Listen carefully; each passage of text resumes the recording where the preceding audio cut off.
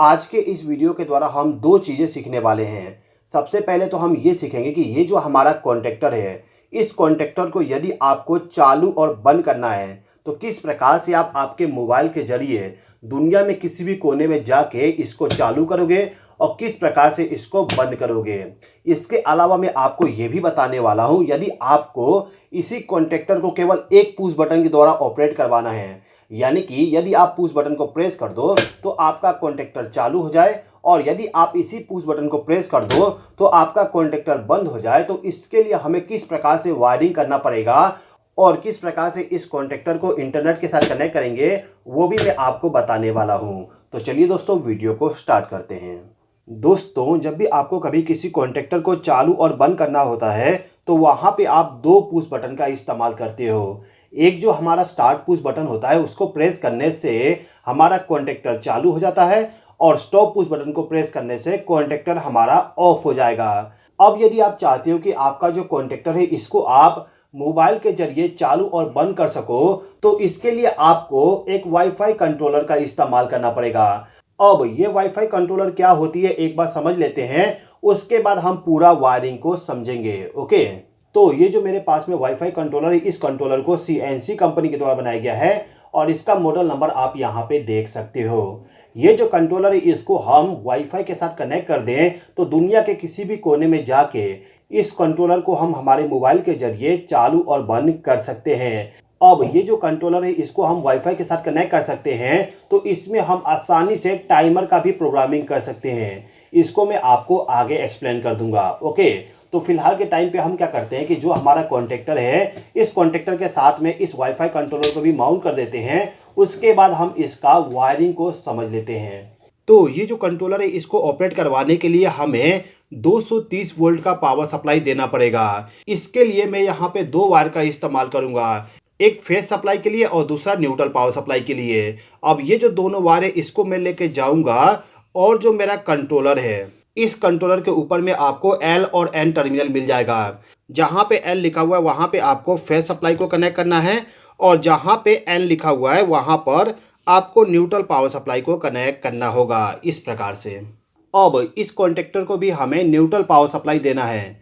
तो इसके लिए हम क्या करेंगे कि ये जो हमारा न्यूट्रल पावर सप्लाई है इसी पावर सप्लाई के साथ एक वायर को लूप कर देंगे। तो मैं यहाँ पे इस वायर को यहाँ पे कनेक्ट कर दिया। ओके, अब इस वायर का जो दूसरा सिरा है इसको लेके जाएंगे और जो कॉन्टेक्टर का A2 टर्मिनल है इस टर्मिनल के साथ हम इस वायर को कनेक्ट कर देंगे। इस प्रकार से हमें कनेक्ट करना होगा। अब इसी कंट्रोलर के ऊपर साइड में आप देखोगे तो यहाँ पे आपको एक एनो कॉन्टैक्ट मिल जाएगा। ये जो एनो कॉन्टैक्ट है इसमें आपको फेस सप्लाई मिलेगा। तो आप यहाँ पर एक वायर को ले जाके इसी एनो कॉन्टैक्ट के साथ इस वायर को कनेक्ट कर दीजिएगा इस प्रकार से। ओके, अब इस वायर का जो दूसरा सिरा होगा इसको लेके जाना है और जो आपका कॉन्टेक्टर है इस कॉन्टेक्टर को ऑन करने के लिए फेस सप्लाई प्रोवाइड कर दीजिएगा। तो मैं यहाँ पर इसको A1 टर्मिनल के साथ कनेक्ट कर देता हूँ। जैसे कि मैंने आपको स्टार्टिंग में बताया था कि ये जो कॉन्टेक्टर है इस कॉन्टेक्टर को हम एक सिंगल पुश बटन के द्वारा ऑपरेट करना सीखेंगे, यानी कि इसी के द्वारा कॉन्टेक्टर हमारा चालू हो जाए और इसी के द्वारा कॉन्टेक्टर हमारा ऑफ हो जाए। तो इस काम को करने के लिए आपको क्या करना होगा कि ये जो हमारा कंट्रोलर है इस कंट्रोलर में यदि आप देखोगे तो यहाँ पे आपको S1 और S2 टर्मिनल मिल जाएगा। ये दोनों, इन दोनों के साथ में आपको इस पुश बटन को कनेक्ट करना होता है। तो हम क्या करेंगे, जो हमारा पुश बटन है इस पुश बटन का जो दोनों वायर है इन दोनों वायर को लाके इन दोनों टर्मिनल के साथ कनेक्ट करना होगा। तो हम यहाँ पे इसको कनेक्ट कर देते हैं। तो इस कॉन्टेक्टर को पुश बटन के द्वारा साथ ही साथ में मोबाइल के द्वारा ऑपरेट करने के लिए पूरा कनेक्शन कंप्लीट हो चुका है। अभी के टाइम पे मैं यहाँ पर एक लैंप का कनेक्शन कर देता हूँ, जिससे कि यदि हमारा कॉन्टेक्टर ऑन हो तो आपको दिख जाए कि कॉन्टेक्टर ऑन हो चुका है। तो इस कॉन्टेक्टर के साथ में मैंने इस लैंप को कनेक्ट कर दिया।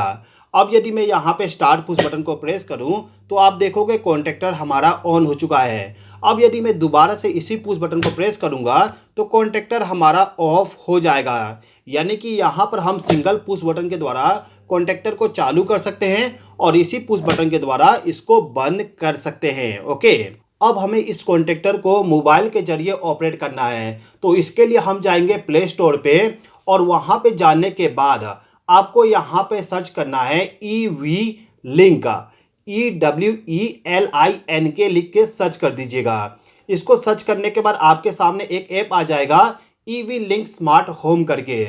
इसको आप इंस्टॉल कर लीजिएगा। मैंने ऑलरेडी इंस्टॉल कर लिया हूँ, तो इसको मैं ओपन कर देता हूँ। ऐप को इंस्टॉल करने के बाद आपके सामने कुछ परमिशन मांगा जाएगा, उस परमिशन को आप एग्री कर दीजिएगा। उसके बाद यहाँ पे आपको लॉगिन करना है, तो आप सिंपली यहाँ पे अपना मोबाइल नंबर के जरिए पूरा लॉगिन कर दीजिएगा। तो मैं इस प्रोसेस को पूरा का पूरा स्किप कर देता हूँ। साइन अप करने के बाद आपके सामने इस टाइप का इंटरफेस आ जाएगा। अब यहाँ पे आपको सिंपली ऐड पे क्लिक करना है। ऐड पे क्लिक करने के बाद आपके सामने यहाँ पे दिखेगा ऑल डिवाइस, इस पे क्लिक कर दीजिए। उसके बाद जाइए इलेक्ट्रिशियन वाले पे और वहाँ पे आपको मिल जाएगा पैनल स्विच, इस पे आप क्लिक कर दीजिए। इस पे क्लिक करने के बाद आपके सामने यहाँ पे लिखा हुआ आ जाएगा ऑल सेट, यहाँ पे आप क्लिक कर दीजिए। इसको क्लिक करने के बाद आपको कहा जाएगा वाईफाई नेटवर्क के साथ कनेक्ट करने के लिए, यानी कि आपका जो मोबाइल है और साथ ही साथ में जो आपका ये वाईफाई कंट्रोलर है, इन दोनों को आपको वाईफाई नेटवर्क के साथ कनेक्ट करना है। वाईफाई नेटवर्क के साथ कनेक्ट करने से पहले आपको यहाँ पे ये देखना है कि आपका जो ये वाला कंट्रोलर है, इस कंट्रोलर में जो यहाँ पर एलईडी ब्लिंक हो रहा है, वो एलईडी फास्ट ब्लिंक हो रहा है या धीरे धीरे ब्लिंक हो रहा है। आप यहाँ पे देख सकते हो कि एलईडी बहुत ही स्लो ब्लिंक हो रहा है। तो इसके लिए आपको क्या करना होगा, यहाँ पे जो सेटिंग वाली बटन है, इसको 5-6 सेकंड के लिए प्रेस करके रखना है। मैं यहाँ पे इसको प्रेस करके रखा हूँ, तो आप यहाँ पे देखोगे जो हमारा एलईडी है, वो एलईडी अब फास्ट ब्लिंक होने लगा। आप देख सकते हो बहुत ही फास्ट ब्लिंक हो रहा है। ओके, यदि ये सिग्नल वाली एलईडी फास्ट ब्लिंक होने लगे तो आप ये समझ लीजिए कि इस कंट्रोलर को आप आपके मोबाइल के साथ कनेक्ट कर सकते हो। ओके, तो इस मोबाइल को आपको वाईफाई नेटवर्क के साथ कनेक्ट करना है। तो मैं यहाँ पे सिंपली मेरे घर का जो वाईफाई नेटवर्क है उसके साथ कनेक्शन कर देता हूँ। इसको कनेक्ट करने के बाद नेक्स्ट पे क्लिक करूंगा तो यहाँ पे कुछ परमिशन मांगा जाएगा। उस परमिशन को ओके करने के बाद सिंपली इसको छोड़ दूंगा। आप यहाँ पे देखोगे, यहाँ पे लिखा हुआ है लुकिंग फॉर डिवाइस, यानी कि ये देख रहा है कि कोई वाईफाई नेटवर्क के साथ डिवाइस को कनेक्ट करने का ऑप्शन है कि नहीं। यहाँ पे टिक आ गया, मतलब कि अवेलेबल है। उसके बाद डिवाइस का इंफॉर्मेशन ये ले रहा है। उसके बाद ये पूरा का पूरा रजिस्टर कर देगा इस डिवाइस के साथ में। अब हमारा मोबाइल डिवाइस के साथ कनेक्ट हो गया। आप देख सकते हो एलईडी जो ब्लिंक हो रहा था वो स्टॉप हो गया है। ओके, अब मैं सिंपली इसको डन पे क्लिक कर दूंगा। डन पे क्लिक करने के बाद आपके सामने यहाँ पर डिवाइस आ जाएगा। आप चाहे तो इसका नाम बदल सकते हो, मैं अभी के टाइम पे यही रहने देता हूँ। इस पे मैं क्लिक करूंगा। क्लिक करने के बाद आपके सामने यहाँ पर एक बटन आ जाएगा। अब यदि मैं इस बटन को प्रेस करूं, देखिए मैं यहाँ पे प्रेस करता हूं तो आप देख सकते हो हमारा कॉन्टेक्टर ऑन हो चुका है। दोबारा से इसको प्रेस करूंगा तो कॉन्टेक्टर बंद हो गया। अब दोस्तों यहाँ पे आप ये सोचोगे कि मैंने यहाँ पे वाईफाई के साथ कनेक्शन करके इसको चालू और बंद कर रहा हूँ, तो दोस्तों ऐसा नहीं है। मैं यहाँ पे क्या करता हूँ कि मेरा जो वाईफाई नेटवर्क है इसको बंद कर दिया और इंटरनेट को चालू कर दिया, यानी कि अब मैं इंटरनेट के जरिए दुनिया के किसी भी कोने में चला जाऊँ और वहां पे जाने के बाद इस बटन को प्रेस करूं तो हमारा लाइट ऑन हो गया, यानी कि कॉन्टेक्टर ऑन हो चुका है। दोबारा इसको प्रेस करते ही कॉन्टेक्टर ऑफ हो जाएगा। दोबारा प्रेस करने से कॉन्टेक्टर ऑन, यानी कि इंटरनेट की मदद से हम दुनिया के किसी भी कोने में जाके इस कॉन्टेक्टर को चालू और बंद कर सकते हैं। ओके, अब जैसे कि मैंने आपको बताया था, यदि हम इस डिवाइस को इंटरनेट के साथ कनेक्ट कर सकते हैं तो इसको हम टाइमर के जैसे भी इस्तेमाल कर सकते हैं। आप देख सकते हो कि ये जो मेरा एप्लीकेशन है इसमें यहाँ पर नीचे में टाइमर का ऑप्शन दिया गया है। इस पर आप क्लिक करिए, उसके बाद आपके सामने टाइमर को ऐड करने का ऑप्शन आ जाएगा।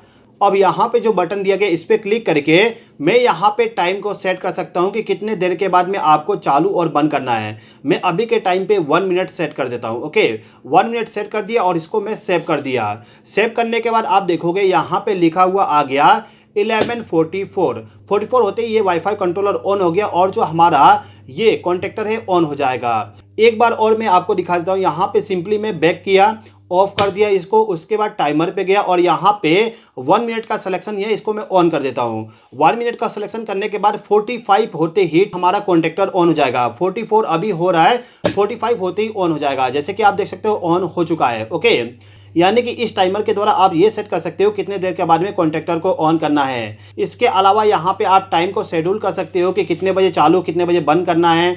इसके बाद आप यहाँ पर लूप टाइमर का भी इस्तेमाल करके पूरा प्रोग्रामिंग कर सकते हो। ओके, अब दोस्तों यदि आप चाहते हो कि आपका जो ये वाईफाई कंट्रोलर है इसको आप अलेक्सा, गूगल होम्स के जरिए आप इसको कंट्रोल कर सको, तो उसको भी आप कंट्रोल कर सकते हो। तो इसके लिए आपको सिंपली ये वाला जो प्रोफाइल आइकॉन है इस पर क्लिक करके अलेक्सा, गूगल होम जो भी होगा आपके पास में उस एप्लीकेशन के साथ लिंक करके आप अपने वॉइस कमांड के जरिए इसको चालू और बंद कर सकते हो। मैं यहाँ पे आपको पूरा चीज़ें एक्सप्लेन नहीं करने वाला हूँ, आप आसानी से उसको कर सकते हो। ओके दोस्तों, तो दोस्तों मैं उम्मीद करता हूँ कि आपको ये वीडियो पसंद आया होगा।